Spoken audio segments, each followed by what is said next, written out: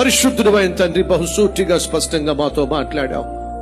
ఆత్మ ఫలములలో రెండవది సంతోషం. ఆ సంతోషం మేము కలిగి జీవించాలంటే నిన్ను ఆశ్రయించటం, నీకు ఆ కష్టాన్ని చెప్పుకోవడం, అది మాకెంతో ఆశీర్వాదం, సంతోషకరం. మనుషులకు దూరంగా ఉండేవాళ్ళని నీకు దగ్గరగా జీవిస్తారు.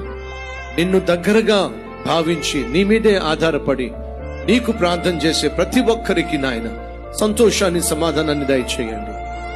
అంతేకాకుండా ఎవరైతే నాయన ఈరోజు నా అపవిత్రమైన జీవితానికి కారణము నాలో ఉన్న అపవిత్రాత్మే, ప్రభా అపవిత్రాత్మ కోరల్లో నుండి నన్ను విడిపించి పవిత్రముగా జీవింపచేసి నీకు సాక్షినిగా బ్రతికే భాగ్యం నాకు ఇవ్వమని ప్రార్థన చేస్తున్నారో అట్టి వారందరినీ పవిత్రపరచి, నూతనపరచి, సంతోషంగా జీవించే భాగ్యాన్ని ఇవ్వమని యేసు నామం పేరట వేడుకుంటున్నాం తండ్రి.